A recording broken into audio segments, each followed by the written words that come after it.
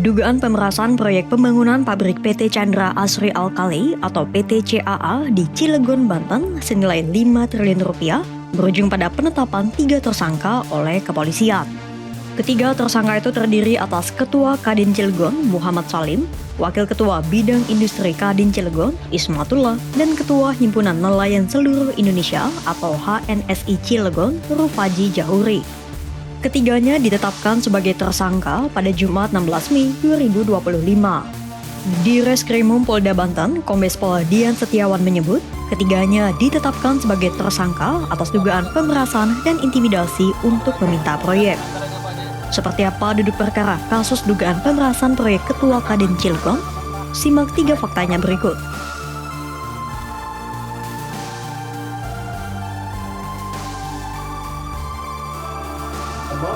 Kasus ini terungkap usai sebuah video viral di media sosial. Dalam video itu, nampak audiensi antara perwakilan kontraktor PT CAA yakni China Chengda Engineering dengan pengusaha lokal yang tergabung dalam Kadin Kota Cilegon. Nampak pula salah seorang anggota Kadin menggebrak meja dan meminta proyek senilai 5 triliun rupiah tanpa tender atau lelang resmi. Adapun proyek yang dimaksud adalah rencana pembangunan pabrik kimia Chlor-Alkali Ethylene Dichloride atau CAEDC di Cilegon.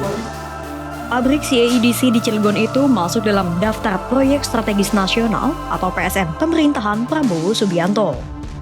Pabrik itu rencananya akan memproduksi 400.000 ton kaustik soda basah dan 500.000 ton EDC per tahunnya. Bahan-bahan kimia itu menjadi elemen penting dalam berbagai industri, termasuk pemurnian nikel dan alumina untuk baterai kendaraan listrik. Usai viral dan menuai beragam respons publik, Gubernur Banten Andro Soni segera turun tangan menindaklanjuti peristiwa itu bersama Menteri Investasi dan Hilirisasi Ruslan Ruslani. Kadin Pusat pun juga segera membentuk tim verifikasi untuk mengevaluasi struktur organisasi.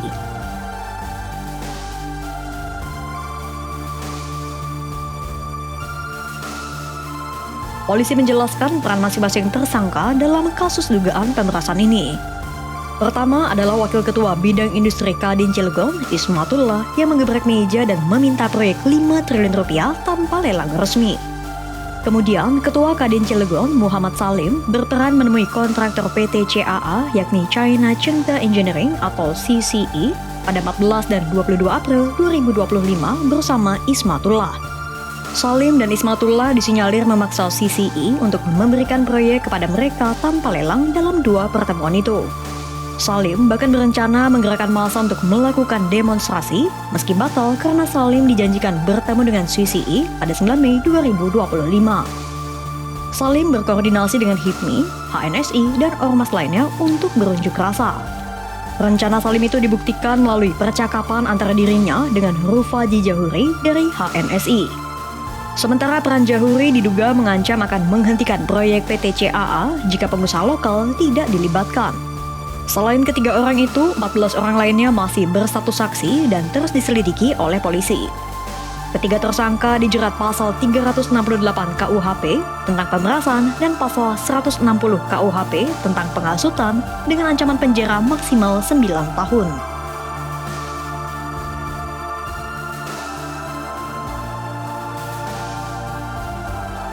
Kadin Cilegon menyatakan permintaan proyek senilai triliunan rupiah itu tak mewakili sikap resmi organisasi. Wakil Ketum 1 Kadin Cilegon, Isbatullah Ali Basya menyebut pernyataan bernada pemerasan itu hanya luapan emosi salah satu anggota Kadin.